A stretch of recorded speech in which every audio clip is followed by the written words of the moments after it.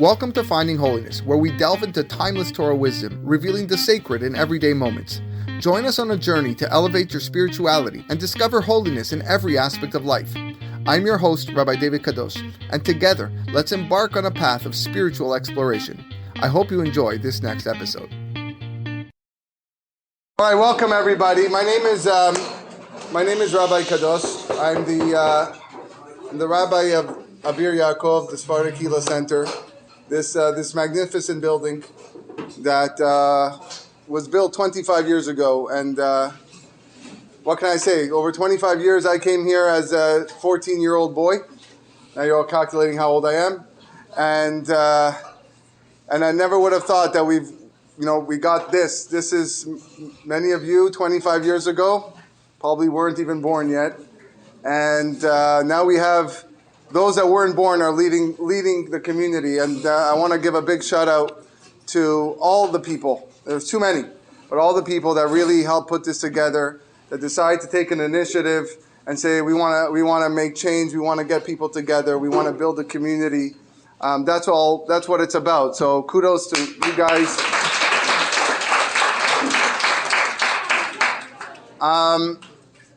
So we got a couple things on the docket for tonight. Number one, I'm going to start with the Devar Torah, and then we'll get to the Stump the Rabbi. And the reason why I start with the Devar Torah is because you might not like my answers for the Stump the Rabbi, and I want you to walk out of here with something of meaning, something of essence, as we just conclude Tu Bishvat. This is a Tu Bishvat celebration, although Tu Bishvat was officially yesterday or before sunset today. But nevertheless, we could still talk about Tu Bishvat. And what is it that we are celebrating? What is it that we get here? Is it just to eat fruits and pomegranates or dates? What if you don't like dates? What if you don't like figs? What if you're an apple guy? An apple is not one of the 7 fruits of Israel. What if I don't like fruits at all? Is that what it's all about? I want to argue that what we're celebrating is we're celebrating ourselves. We're celebrating who we are and what we ought to be. Because if you look in the Torah, the first, I would call it, description of man, of Adam, early in Chumash, early in the book of Bereshit, the book of Genesis, is Ki ha'adam etz hasadeh. And it's repeated again later on in Sefer Devarim. That man is like a tree. Man is like, when I say man here, I mean man and woman. But we're like a tree. So what does this mean? How are we like a tree? So on a very, very, very basic level, we kind of look like a tree, right? Think how a tree looks, right? You got the trunk and you got the leaves that spread out. And if I was to spread out of my hands, whatever, we have this shape of a tree. And again, on a very basic level, our actual physical body corresponds or alludes to the concept of a tree. But deeper than that, literally, no pun intended, we got roots. We have roots. Our roots are our parents, and their roots were their parents, which is our grandparents. And they planted the seed that turned to roots, that is us. And our job is as well to build our own shorashim, our own roots, to what's going to be in the future with our kids and our grandkids. That after 120 years, when we go to Shamayim, heaven is going to look at us and going to say, okay, what did you leave behind? Let's see your children. Let's see your descendants. Let's see your family tree, right? Again, the word tree. In terms of how is what you left behind important? Some people go through life and you ask them, okay, what did you accomplish in life? And you say, okay, not really much. I just really sat around, did nothing. I went to work. I came back. So I would probably define that as like a meaningless life. Okay, you had kids. Some don't even have children. So your roots are very important. Strong roots, solid foundation, representative of the human being. In fact, some of our Ashkenazi brothers here, if we have them in the room tonight, they have a certain custom not to cut their hair until 3 years old. Right? Anyone here had that custom done to them? There you go. All right, you just pointed out that you're the Ashkenazi in the room, right? All right. So where does this come from? Why is it that this custom exists? Anyone here not heard of that custom? Right? Upsharing, it's called an upsharing in Yiddish, to cut the hair when you're 3 years old. Where does this come from? The answer is it comes from the laws of the tree. The laws of the tree. The Torah tells us that for the first 3 years of a tree's life, you're not allowed to partake in any of its fruits. Not allowed to. And on the 4th year, you take the fruits and you bring them to Jerusalem and you eat the fruit. And only on the 5th year that's when you can eat the fruit yourself. So if you plan on planting a fruit in your backyard, okay, know that law. It still applies today, by the way. Still applies today, even though we don't have a Bet HaMikdash, even though we have a temple, but still applies today. You can't eat from the first 3 years of the fruits.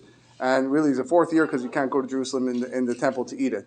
But this is where it comes from. So we wait for 3 years to cut the hair of the child, symbolizing as a man being a tree. That just like we won't pluck off fruits from a tree and enjoy them. Ki adam etz hasadeh. So similar, we see an idea there. Even when we begin the beginning of our life, we are compared to a tree. On the other hand, a tree contains leaves, and leaves fall every season. They fall and they wither. There's a period of death in the tree. And it's to remind us that we constantly need rejuvenation.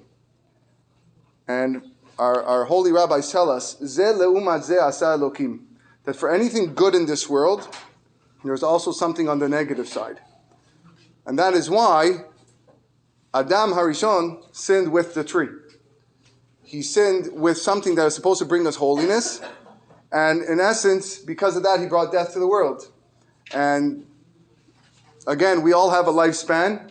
And that is because of Adam's sin with the tree. And our job is to become a tree of life, as we're going to explain soon. Tree, in order for it to survive, in order for those leaves to grow back, requires water. Lots of water.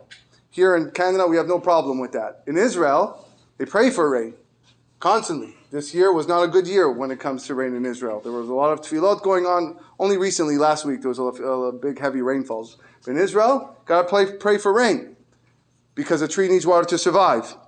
What is water in the lashon, in the expression of the Chachamim? En mayim ela Torah. En mayim. Whenever you see the word water anywhere in Scripture, it's always in reference to the Torah Kedusha. So in order for a tree to survive, in order for us to survive, there needs to be a constant connection with the Torah. Guess what the Torah is called? Also a tree. Etz Chaim hi lama chazikim ba. You've heard that pasuk before. Etz Chaim hi lama chazikim ba. To those people that grab the Torah, the Etz Chaim, that's what brings you life. So just like a tree needs water in order for it to survive, we as trees require our own spiritual water, the water of Torah and mitzvot. So Tu Bishvat is actually the time of year, when you think about it more deeply, that we begin to develop who we are. It's the time where we start calculating, where we start to do introspection about what our true potential is. And in the first Mishnah of Masechet Rosh Hashanah, there's a very famous argument between the school of Shammai and the school of Hillel on when Tu Bishvat, or when this new year of trees is supposed to be celebrated. And Bet Shammai, the school of Shammai, says it's supposed to be celebrated on the Aleph Shvat, the first day of Shvat. And Beit Hillel, the house of Hillel, school of Hillel, says it's on the 15th of Shvat. Now, generally, most of the time we follow the opinion of Hillel and his students, his disciples, so that's why we hold Tu Bishvat. There's a deeper meaning to that, because the 15th of the month is something very, very auspicious. The 15th of the month means it's a full moon. And a full moon, in essence, is I can see what my whole potential is. I don't wanna be just a small little sliver, and that's all I'm happy with. I see my goal, I see my mission, I see what my tree can become in this very large full moon, and I say that's what I want to aspire to. We are at the end of winter, although here in Canada I've probably got a few more months, but other places of the world It's the end of winter. It's definitely in Eretz Yisrael. We're on the cusp of spring. And all of a sudden, things begin to bloom as the summer approaches. And these are opportunities, as these leaves and flowers start to grow, representative of the mitzvot that are about to start. Starting very shortly, we're going to get opportunity after opportunity to perform mitzvot and come close to God. It begins with the holiday of Purim, and then moves on to Pesach, Shavuot, Sukkot. All of those holidays happen in the summer months. There is not one holiday that happens in the winter months other than Chanukah, but Chanukah is rabbinically decreed. It came after the Torah. Purim was also, although Purim has a very strong connection to Yom Kippur and as well as to Shavuot, but that's for another time. So we have, as things start to bloom, we have opportunities to perform mitzvot, to make this tree stronger, to make the leaves fresher, to make them greener. But one thing that I thought about yesterday as I was celebrating at a different event, a Tu Bishvat event, and I was doing the seder and I was trying all the fruits, and I hope you guys have a chance to do it. It's amazing at how many fruits there are. Like, I was just trying to count different types of berries, different types of, you got passion fruit, you got pomegranate, it's just unbelievable how you have one tree that they look the same from the outside. You got the trunk, you got the bark, you got the leaves, you got the branches, but they all produce different fruits. And in essence, that's who we are. Each one of us is different. Each one of us has our own strengths and weaknesses, but we all come from the tree. We're all one. And I think what this young group is trying to accomplish here is to make us understand that we are one. We are different. We look different. We might have different backgrounds. We may have different religious observances. It's all fine. It doesn't matter.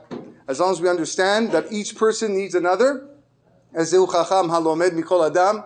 Person who is wise understands that every other person around me has what to offer and what to give, and that's what counts. And I think maybe that is the true message of Tu Bishvat. And Bezrat Hashem, we should learn the lesson from the tree, understand really, really what it represents, to build ourselves, come closer to Hashem, learn more Torah, perform more mitzvot, and be better Jews. Thank you.